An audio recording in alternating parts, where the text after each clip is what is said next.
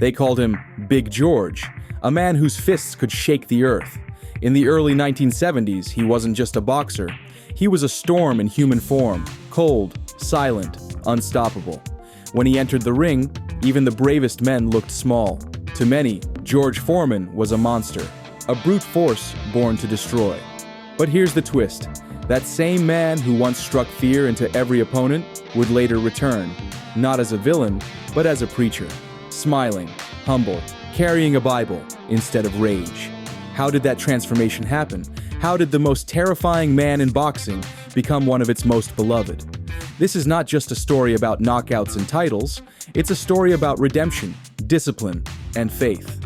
About how a young man from the streets of Houston turned pain into purpose and failure into legend. In this deep dive, we'll uncover how George Foreman trained, fought, broke, and rebuilt himself twice.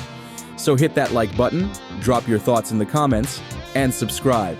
Because today, on Boxing Chronicles, we're stepping into the ring with a true giant. George Edward Foreman was born on January 10, 1949, in the rough streets of Marshall, Texas, a place where poverty wasn't a condition, it was a reality. His mother, Nancy, worked tirelessly to raise 7 children, while George grew up angry at a world that seemed determined to forget him. When the family later moved to Houston's 5th Ward, one of the toughest neighborhoods in America, young George was drawn not to school, but to the streets. He was big, strong, and restless, but directionless. By his teenage years, Foreman was skipping school, stealing, fighting, and running from the police. "I was a thug," he later admitted. "I didn't think I'd live to see 20. Everything changed the day he joined the Job Corps, a government program designed to help troubled youth. There, in a dusty training center in Oregon, George met Doc Broadus, a boxing coach who saw something no one else did: potential. Broadus didn't just teach Foreman how to throw punches, he taught him how to channel his rage, how to turn violence into focus. "You can be somebody," Broadus told him. Those words hit harder than any punch. By the time he slipped on a pair of gloves for the first time, the transformation had begun. The angry kid from Houston wasn't just fighting opponents anymore, he was fighting his past. George Foreman's rise from obscurity to Olympic glory was nothing short of cinematic. After discovering boxing through Doc Broadus, George dedicated every ounce of energy to the sport. He was raw, unpolished but powerful, reckless but relentless. Within months, his natural athleticism and brute strength began turning heads across amateur circuits. In 1968, the world saw the first glimpse of what he could become. Representing the United States at the Mexico City Olympics, Foreman bulldozed through his opponents with terrifying ease. Each punch carried the weight of his past. Every swing was vengeance against the life he left behind. When he stopped Jonas Chepelis of the Soviet Union to win the gold medal, George didn't just raise his gloves, he raised a tiny American flag, waving it above his head in triumph.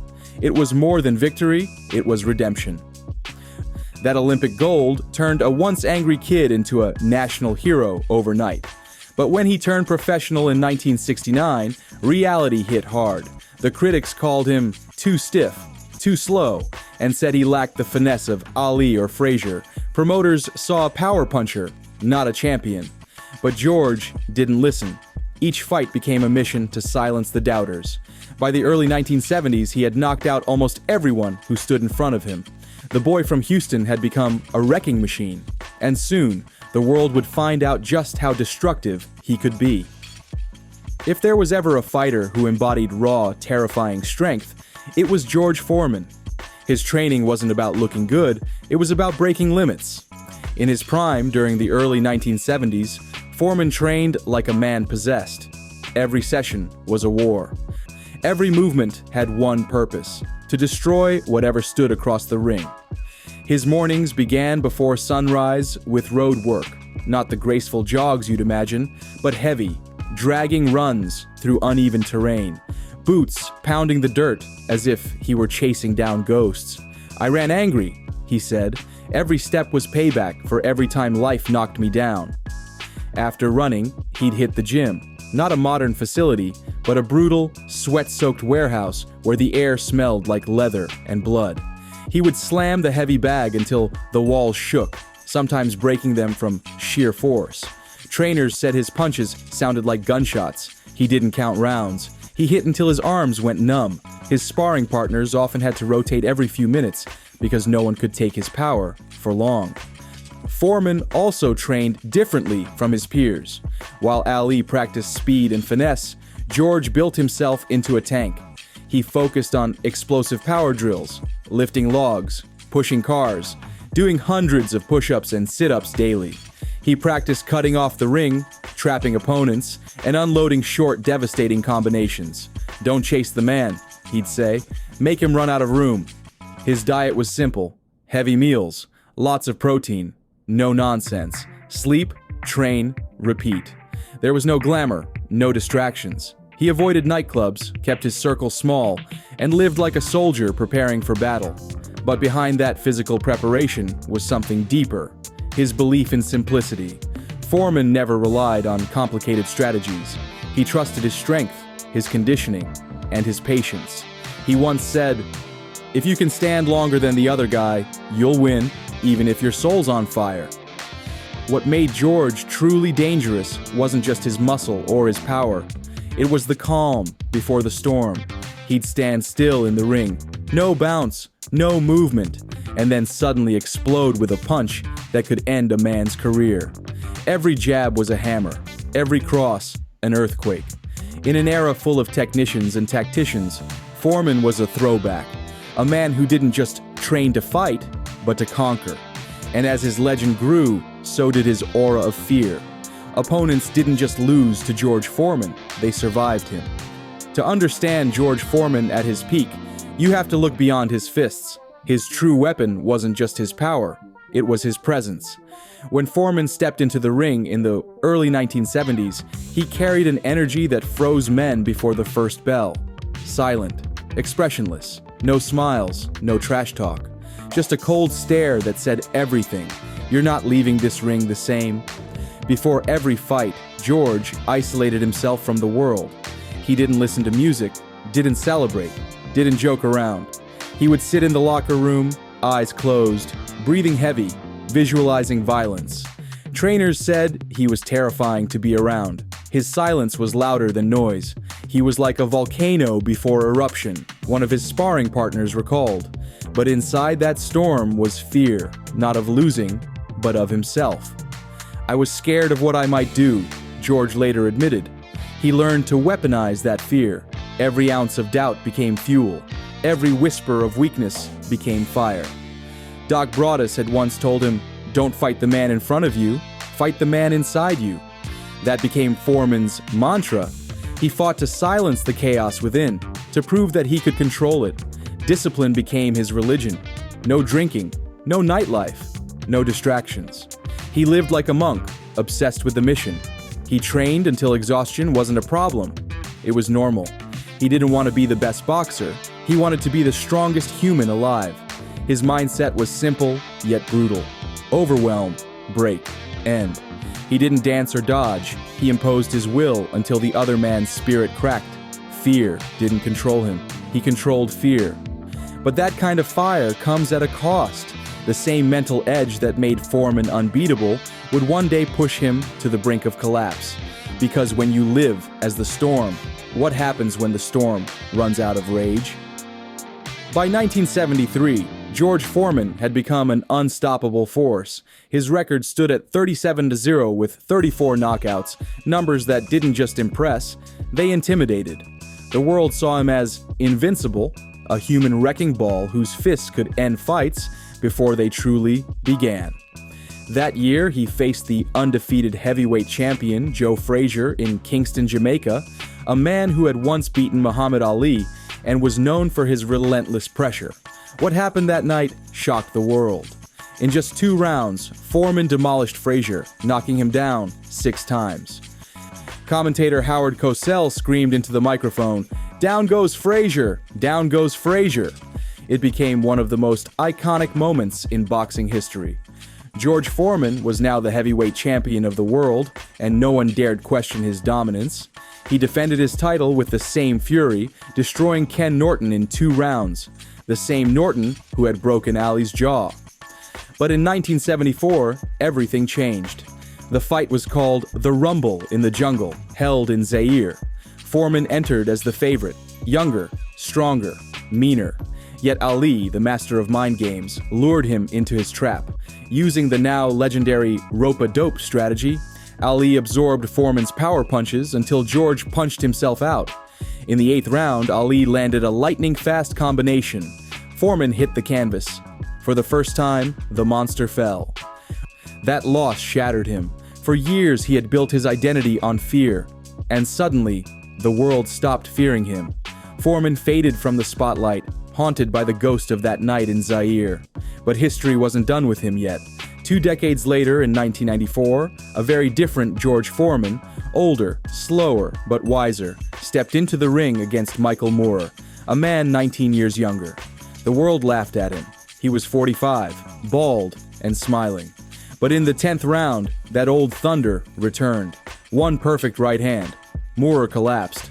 George Foreman became the oldest heavyweight champion in history.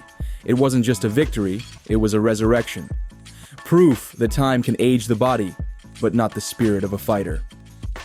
After the crushing defeat to Muhammad Ali in 1974, George Foreman's aura of invincibility vanished overnight. The man who once terrified opponents suddenly looked human, broken, confused, and lost. He continued to fight, but something was missing. His punches were still powerful, but his heart wasn't in them. Each time he stepped into the ring, he was battling more than just opponents. He was battling the ghosts of Zaire. In 1977, after a brutal loss to Jimmy Young in Puerto Rico, Foreman's life changed forever. In the locker room afterward, overheated and dehydrated, he collapsed. As he later described, he felt himself slipping into death. "I was gone," he said. "I saw my life flashing before me, and I was in a dark place, begging for one more chance." That moment, George claimed, was a spiritual awakening. When he awoke, he wasn't the same man. He quit boxing immediately, walking away from fame, fortune, and fear. For the next decade, Foreman became a preacher in Houston, dedicating his life to faith and community. He opened a youth center for underprivileged kids, the same kind of kids he once was. People thought the story of George Foreman had ended there, but destiny had one more chapter. In the late 1980s, facing financial troubles after bad investments, Foreman decided to do the unthinkable. He returned to boxing. The world laughed. "He's too old. He's too slow," they said. But this wasn't the angry Foreman of the 70s. This was a man fighting with peace, not rage. He trained quietly, rebuilt his body, and started knocking out younger fighters one by one. His smile, once rare, became his trademark. Fans loved him, not for his violence, but for his humility. And when he finally regained the world title at age 45, it wasn't a comeback, it was a rebirth. George Foreman didn't just prove he could fight again, he proved that redemption is stronger than any knockout punch. George Foreman's legacy stretches far beyond the ropes of a boxing ring. He wasn't just a 2-time heavyweight champion, he was a living testament to second chances, to faith, and to the power of transformation. Across 2 separate eras, he built 2 completely different identities. First, as a destroyer who ruled by fear, later as a gentle giant who ruled by wisdom. In his career, Foreman fought 81 times, winning 76 and knocking out 68 opponents. His list of victims reads like a who's who of boxing's golden age: Frazier, Norton, Lyle, Moorer. But numbers alone can't capture what he meant to the sport. In the 1970s, he was the symbol of raw power, the man who made the ring tremble. In the 1990s, he became something even greater, a symbol of hope, resilience, and grace. When Foreman returned to the top at age 45, it wasn't just a record-breaking feat. It was an emotional victory for everyone who had ever been told, "You're too old, too late, or too broken." He became a cultural phenomenon, beloved on talk shows, admired by fans of all ages, And yes, even known for his George Foreman grill, which turned his name into a global brand and made him a millionaire many times over. But his greatest lesson didn't come from his fists, it came from his faith. Foreman taught that strength isn't about intimidation, it's about control. That true power comes not from anger, but from peace. "I was once a man who wanted to destroy the world," he said, "and then I became a man who wanted to feed it." Other legends, from Mike Tyson to Evander Holyfield, have spoken about Foreman with respect, calling him the proof that greatness can be reborn. His story became a blueprint for redemption, that a man's past doesn't define his future, only his choices do. George Foreman will forever be remembered as the fighter who conquered not just opponents, but himself. George Foreman's story is not just about boxing, it's about rebirth, redemption, and the strength of the human spirit. He wasn't born a champion, he was shaped by hardship, by loss, by faith.